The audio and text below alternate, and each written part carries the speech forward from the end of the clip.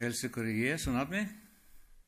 Fyrir viku talaði ég hvað felst í því að leita ríkis Guðs. Og þá var ég að vísa til þessa sem að Jesús sagði í Matthew 6:33, þar sem hann segir, en leitið fyrst ríkis hans og réttlætis, og þá mun allt þetta vitast yfir að auki. Svo mér fannst eðlilegt að taka fyrir seinni hlutana þessu versi í dag. Eða hvað felst í því að leita réttlætis Guðs. Við eigum í útvarpsbankanum okkar predikun frá honum Björgvini Snorrasyni sem heitir að leita Guðs réttlætis. Og það tekur hann þetta fyrir á snildarlegan hátt, en ég ætla ekki að reyna að toppa hann í dag. Það er reyna að segja frá þessu kannski á einhvern aðeins annan hátt. En hvað er það að leita réttlætis Guðs og hvar finnum við þetta réttlæti? Hvar eigum við að leita að því? Páll segir okkur í Rómarbréfinu 3:10-12, eins og ritað er, ekki er neinn réttlátur, ekki er neinn vitur, ekki neinn sem leitar Guðs. Allir eru þeir fallnir frá, allir saman ófærir orðnir. Ekki er neinn sem auðsýnir gæsku, ekki einn einasti. Það segir okkur að við erum ekki réttlát í okkur sjálfum. Við höfum ekkert réttlæti til að færa fram. Það glataðist í aldingarðinum þegar að fyrstu foreldrar okkar óhlýnuðust Guði og átu að forbána ávextinu. Það er þá sem ranglæti náði fótfestu í þessum heimi og við urðum fjarlæg Guði og við lifum fyrir það enn í dag og líðum fyrir það. Allt mannkynið er undir valdi syndarinnar. Syndin hefur áhrif á alla þætti mannlífsins því að hún er í eðli sínu uppreist gegn Guði, bæði í hugsunum og gjörðum. Hún leiðir til ofbeldis og eigingirni. Og þá er engin virðing fyrir Guði, heldur lifa menn aðeins til að þóknast sjálfur sér. Gamla testamenti var upphaflega skrifað fyrir gyðinga því að þeim hafði Guð gefið lögmálið. En ef gyðingar eru dæmdir sekir vegna þess að þeir gátu ekki haldið lögmál Guðs, þá hljóta heiðingjarnir sem sína sömu hegðun einnig að vera undir fordæmingu Guðs. Allt mannkynið er brotlegt og lögmálið getur ekkert annað gert en að sína fram á það. Það er því engin möguleiki á að vera réttlátur í augum Guðs með því að halda boðorðin. Við lesum í Jóbsbók 15:14. Hvað er maðurinn að hann geti verið hreinn og sá verið réttlátur sem af konu er fæddur? Svarið liggur í spurningunni. Enginn sem af konu er fæddur getur verið réttlátur. Þetta er ekki Jób sem segir þetta. Þetta er einn af þeim sem er að deila á hann. Og hann er að spyrja Jób af þessu. Því að Jób, hann leit á sjálfan sig sem réttlátan mann. Hann trúði því að hans eigið réttlæti væri nóg og því hafði hann enga þörf fyrir náð Guðs. Hvernig öðluðust Adam og Eva réttlæti á ný eftir að þau höfðu fallið í synd? Lesum það í 1. Mósebók 3:21. Og drottinn Guð gjörði manninum og konu hans skinnkirtla og lét þau klæðast þeim. Þau þurftu að íklæðast réttlæti Guðs. Þau gátu ekki lengur borið fram sitt eigið réttlæti. Guð sá þeim fyrir réttlæti. Guð hafði sagt, af skilningstrénu góðs og ills máttu ekki eta, því að jafn skjótt og þú etur af því skalt þú vissulega deyja. En þau dóu ekki jafn skjótt og þau átu. Þessi stað sá Guð þeim fyrir réttlæti. Þau íklæddust réttlæti sem Guð útvegaði þeim. Þessi sannleikur hefur vafist fyrir fólki alla tíð síðan. Við sjáum það strax í sögunni Kain og Abel, að það segir að framliðu stundir færði Kain drottni fórn af ávexti jarðarinnar. Og svo segir að drottinn leit með velþóknun til Abels og fórnar hans, en til Kains og fórnar hans leit hann ekki með velþóknun. Hvers vegna ekki? Vegna þess að hann lagði fram sitt eigið réttlæti. eða það sem hann taldi sig hafa. Það bara dugar ekki. Abel fórnaði lambi og með því játaði hann að hans eigið réttlæti gæti aldrei orðið nógu gott. Og Jesús segir okkur þessa dæmisögu í Lúkas 18:10-14. 2 menn fóru upp í helgidóminn og að biðjast fyrir. Annar var farisei, hinn tollheimtumaður. Fariseinn sté fram og baðst þannig fyrir með sjálfum sér: Guð, ég þakka þér að ég er ekki eins og aðrir menn, ræningjar, ranglátir, hórkarlar eða þá eins og þessi tollheimtumaður. Ég fasta 2 í viku og geld 10% af öllu sem ég eignast. En tollheimtumaðurinn stóð langt frá og vildi ekki einu sinni hefja augu sín til himins, heldur barði sér á brjóst og sagði: Guð, vertu mér syndugum líktsamur. Ég segi yður, þessi maður fór réttlátur heim til sín, en hinn ekki. Því að hver sem upphefur sjálfan sig mun auðmýktur verða, en sá sem auðmýkir sjálfan sig mun upphafinn verða. Fariseinn, hann taldi sig geta borið fram sitt eigið réttlæti. Og sjáðu hvað gerist leið og hann gerir það. Hann fer að bera sig saman við aðra menn. Hann lítur niður á þá sem hafa ekki sama réttlæti og hann sjálfur. En tollheimtumaðurinn, það er ekki tilviljun að það er tollheimtumaður í þessari sögu. Þeir voru hataðir og litið niður á þá af öðrum, því þeir voru að innheimta toll fyrir Róm, erkióvin Ísraelsmanna. En tollheimtumaðurinn gerði sig grein fyrir að hans eigið réttlæti gæti aldrei dugað. Hann gerði sig grein fyrir því að aðeins ef hann fær íklæðst réttlæti Guðs, getur hann orðið hólpinn. Sjáðu hvað Páll segir hér í Filippíbréfinu 3:5-7. Ég var umskorinn á 8. degi af kyni Ísraels, ættkvísl Benjamins, Hebrei af Hebreum, farisei í afstöðu til lögmálsins, svo ákafur að ég ofsótti kirkjuna. Ef litið er á réttlætið sem fæst með lögmálinu, var ég vammlaus, en það sem var mér ávinningur met ég nú vera tjón, sagði Krist. Áður en hann mætti Jesú þennan örlagaríka dag, þegar hann blindaðist af vitrauninni, þá taldi hann sig hafa nægilegt réttlæti í sjálfum sér. Hann var stoltur af ætterni sínu, fór í öllu eftir lögmálinu. En þarna sér hann það sem tjón. Þannig staðfestir Páll að hjálpræði er gjöf frá Guði, ekki eitthvað sem við ávinnum okkur. Páll hvetur okkur til að forgangsraða andlegum gildum fram yfir efnisleg gildi og sjá hlutina gegnum linsu eilífðarinnar. Þegar við setjum Krist ofar öllu, erum við minnt á að andlegur ávinningur vegur þyngra en jarnesk afrek. Umbreyting Páls sýnir fram á baráttu langana sem við stöndum oft frammi fyrir. Holdið leitar staðfestingar á okkar eigin ágæti, en andinn þráir samfélag við Guð. Þegar við gerum okkur grein fyrir þessu, þá er auðveldar að takast á við holdið. Það er þá sambandið við Krist sem að lokum skilgreinir gildi okkar. Það er umbreyting hjartan sem færir okkur í átt að sannri hollustu við Guð. Að þegar við gerum okkur grein fyrir því að ekkert jafnast á við að þekkja Krist, endurspegla viðhorf okkar og gjörðir þá þekkingu sem gerir okkur kleift að þjóna og elska aðra af einlægni. Nú síðan heldur hann áfram þarna á sama stað í versi 8 og 9 og hann segir: Já, meira að segja met ég allt vera tjón hjá þeim yfirburðum að þekkja Krist Jesú drottinn minn. Sakir hans hef ég mist allt og met það sem sorp, til þess að ég geti áunnið Krist og reynst vera í honum. Nú á ég ekki eigið réttlæti, það er fæst af lögmáli, heldur það er fæst fyrir trú á Krist, réttlætið frá Guði með trúnni. Hann metur það sem sorp.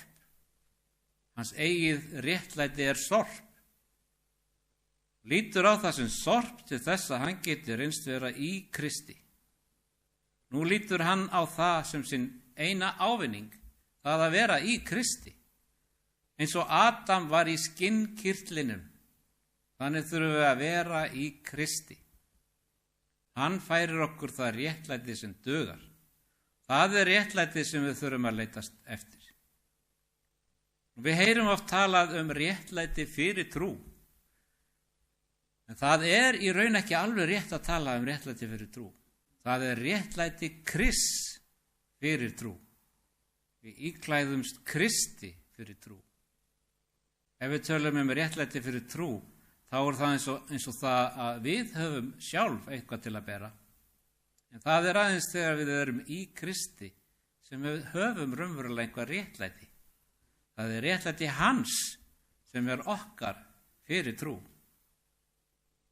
Jesaja segir okkur í kafla 45, vers 22-25: Snúið yður til mín og látið frelsast til gjörfull endimörk jarðarinnar, því að ég er Guð og engin annar. Ég hef svarið við sjálfa mig, af munni mínum er sannleikur útgengin, orð er eigi munu bregðast. Fyrir mér skal sérhvert kné beygja sig, sérhvert tunga sverja mér trúnað. Já, drottni einum mun mig sagt verða er réttlæti og vald. Allir fjendur hans skulu til hans koma og blygða sín. Allir Ísraels niðjar skulu réttlætast, hvernig? Fyrir drottin og miklast af honum. Guð er hér að tala fyrir munn Jesaja. Okkur er sagt að snúa okkur til hans og öðlast frelsi. Þegar við beygjum okkur fyrir honum, viðurkennum að við höfum ekkert fram að færa, þá tekur hann við okkur. Já, drottni er réttlæti og vald. Það er bara hjá honum, ekki okkur. Og því þurfum við að snúa okkur á honum, vera í honum til að öðlast réttlæti. Við vitum að það munu verða kristnir á síðustu dögum sem segja: Drottin, drottin, höfðu ekki rekið út illa anda og lækna sjúka og reist upp hina dauðu? Og Guð mun svara: Aldrei þekkti ég yður, farið frá mér illgerðamenn. Hvers vegna er það? Þeir voru ekki í Jesú, urðu aldrei eitt með honum. Og fólk mun segja: En ég þekkti kenningarnar. Og Guð mun segja: En þú þekktir mig ekki, þekkir ekki soninn. Það er aðeins þegar við erum í Kristi sem hann kannast við okkur. Í honum munu allir réttlætast. Þetta er eini boðskapurinn sem veitir sigur. Við getum átt einhvers konar sigur, eins og Páll taldi sig eiga áður en hann mætti Jesú. En það er ekki sá sigur sem við þurfum. Við þurfum að eiga sigur eins og Jesús sigraði. Og það getum við aðeins öðlast með því að dvelja í honum. Og Páll segir í Rómarabrefinu 3:21-26: En nú hefur réttlæti Guðs en lögmálið og spámennirnir vitna verið opinberað án lögmáls. Sem sagt, lögmálið og spámennirnir segja okkur hvað er réttlæti Guðs, en við uppfyllum ekki slíkt réttlæti, en það getum við ekki.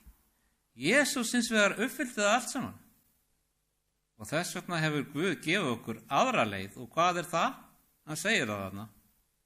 Það er réttlæti Guðs fyrir trú á Jesú Krist öllum þeim til handa sem trúa. Hér er engin greinamunur. Allir hafa syndgað og skorti Guðs dýrð, og þeir réttlætast án verðskuldunar af náð hans fyrir endurlausnina sem er í Kristi Jesú. Guð setti hann fram að hann með blóði sínu var í sáttafórn þeim sem trúa. Þannig sýndi Guð réttlæti sitt, því að hann hafði í umburðarlyndi sínu umborið hinnar áður drýgðu syndir, til þess að auglýsa réttlæti sitt á yfirstandandi tíma, að hann sé sjálfur réttlátur og réttlæti þann sem trúir á Jesú. Það er aðeins svona sem við getum orðið og öðlast réttlæti. Það er réttlæti Guðs, ekki okkar. Jesús uppfyllti réttlæti Guðs og býður okkur að íklæðast réttlæti hans.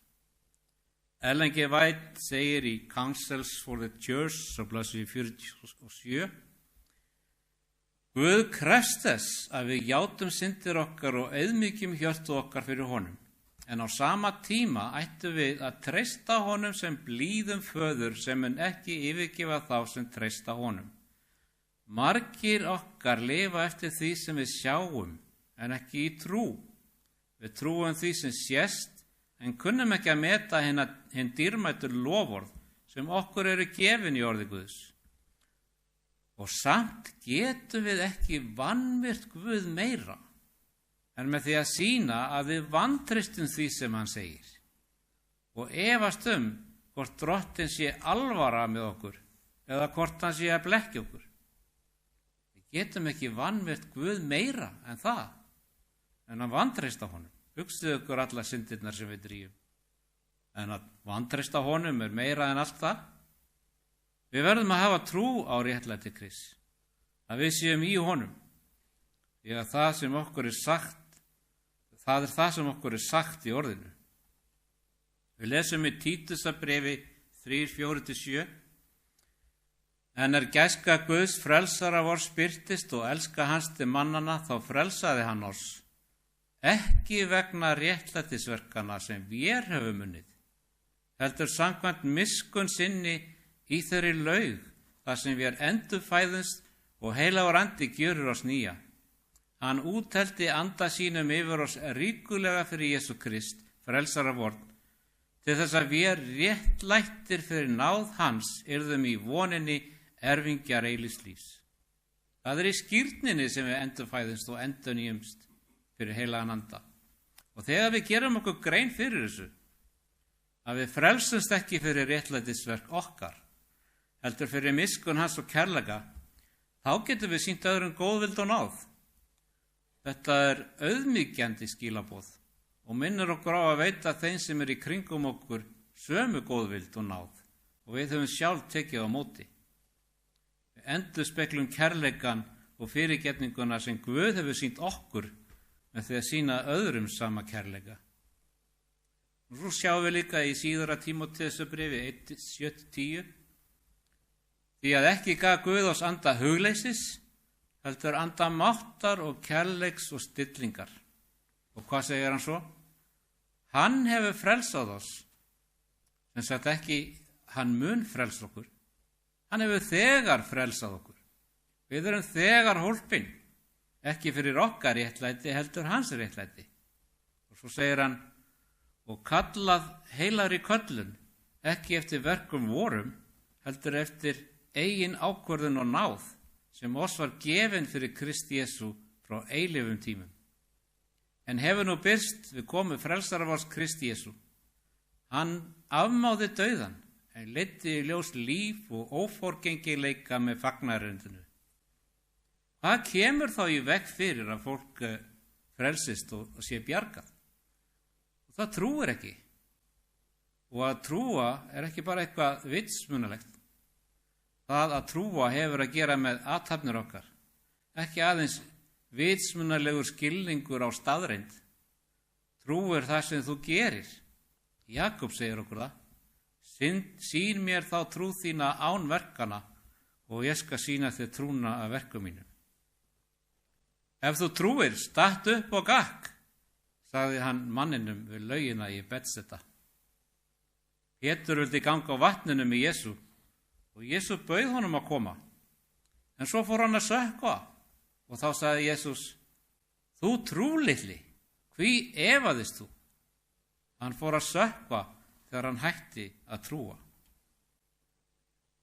Jeremía 23, 5 og 6 segir, sjá þeir dagar munu koma, segir Drottinn, að ég mun uppvekja fyrir Davíð réttan kvist, ríkjaskar sem konungur og breyta viturlega og iðka rétt og réttlæti í landinu.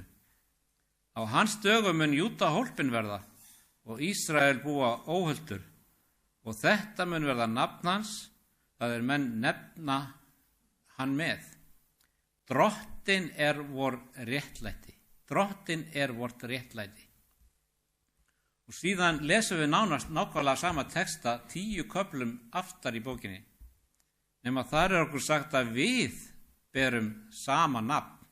Það Drottinn vort réttlæti. Við tökum nafn hans, hann fær alla dýrðina.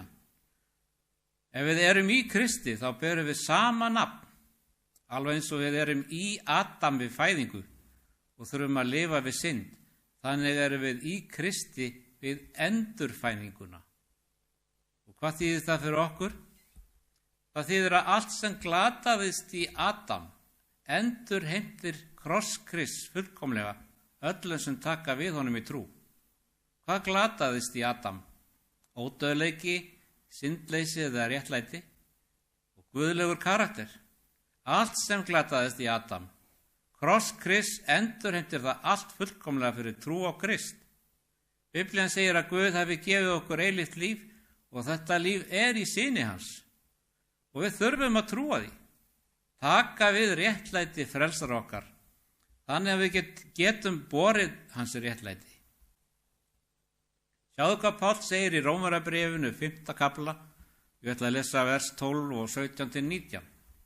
Syndin komin í heiminn fyrir einn mann og dauðinn fyrir syndina og þannig dauðinn runnin til allra manna af því að allir hafa syndgað. Ef misgjörð hins eina manns hafði í för með sér að dauðinn tók völd með þeim eina manni, því fremur munu þá þeir sem þiggja gnótti náðarinnar og gjafir réttlætisins lifa og ríkja vegna hins eina Jesú Krists, eins og af misgjörð eins leiddi sakfellingu fyrir alla menn, þannig leiðir og af réttlætisverki eins sýknun og líf fyrir alla menn. Eins og hinnir mörgu urðu að syndurum fyrir óhlýðni hins eina manns, þannig mun hlýðni hins eina réttlæta hinna mörgu.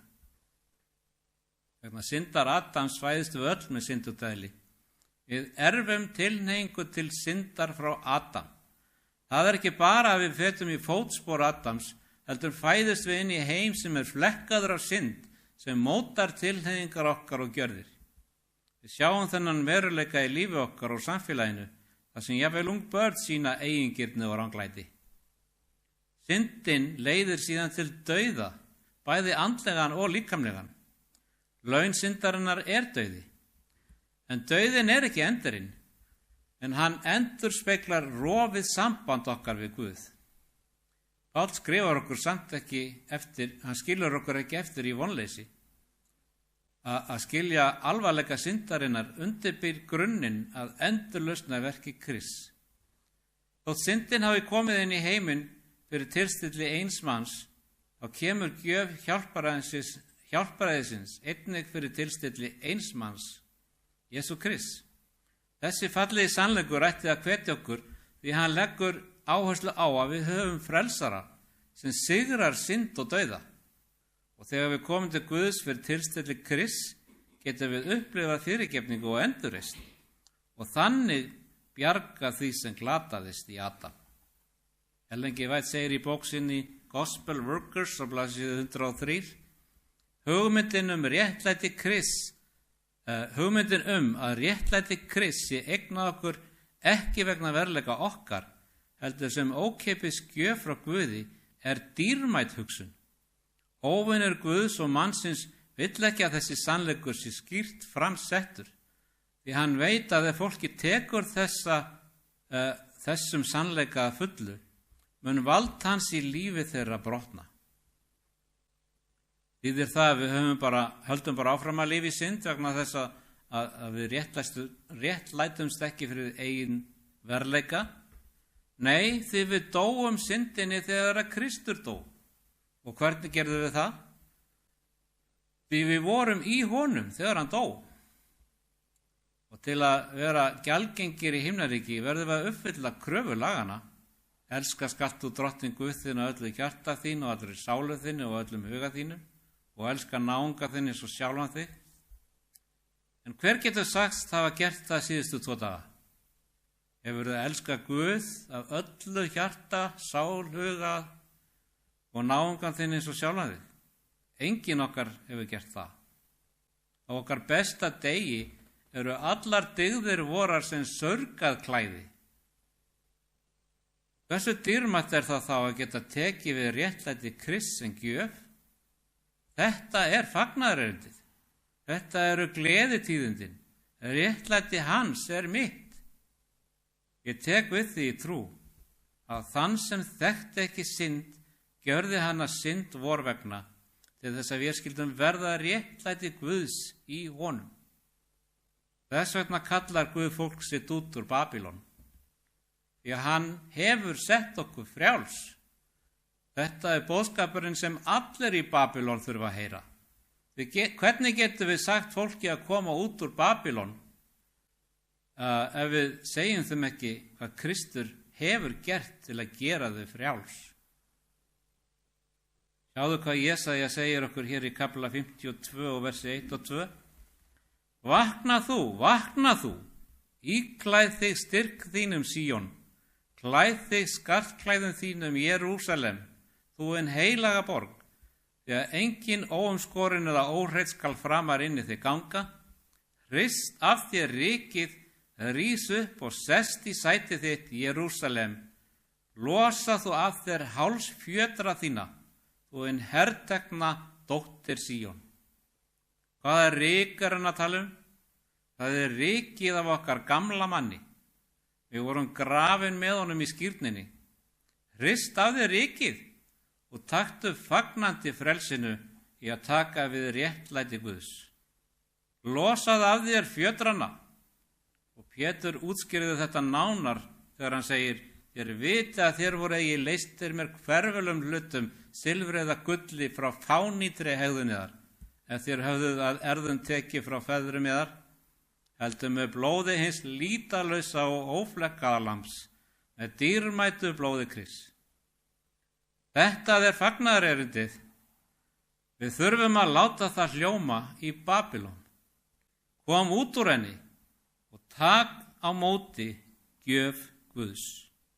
Páll sagði í Rómarabréfinu 1:16 og 17: ég fyrirverð mig ekki fyrir fagnaðarerindið. Það kraftur Guðs til hjálparaðis hverjum þeim sem trúir, gyðingum fyrst en einnig Grikkjum. Því að réttlæti Guðs opinberast í því fyrir trú til trúar, eins og ritað en réttláti mun lifa fyrir trú. Fagnaðarerindið, það eru gleðitíðindi. Páll hafði óhagganlegt traust á boðskap Krists, þrátt fyrir erfiða kringumstæður. Og þetta hvatning til okkar að deila trú okkar opinskátt og til að standa staðföst í trú okkar. Fagnaðarerindið kraftur Guðs til hjálparæðis sem leiðir til umbreytingar og endurlausnar. Við náum aldrei neinum árangri til helgunar fyrir við höfum tekið við réttlæti Guðs fyrir trú. Og þegar við gerum okkur grein fyrir því að við erum réttláti Kristi, þá öðlust við kraft til að ganga með honum í endurnýjung hugarfarsins.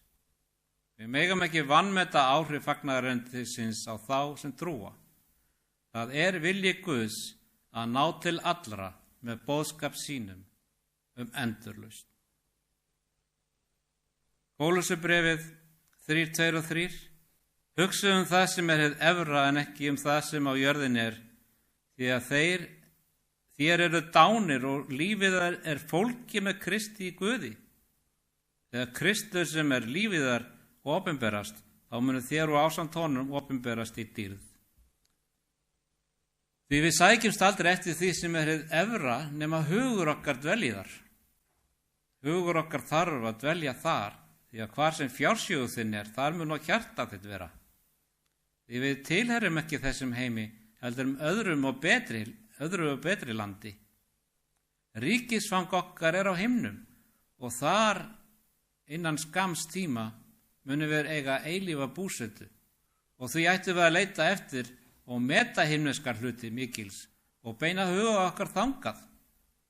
Og þegar við gerum okkur grein fyrir því að við réttlætumst ekki fyrir okkar eigin dugnað, heldur fyrir það sem Kristur hefur gert fyrir okkur, þá fyrst getum við hugsað það sem hið efra.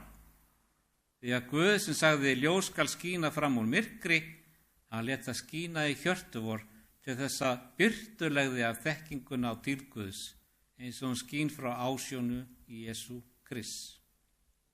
Og með þetta ætla ég að skilja ykkur eftir í dag. Amen.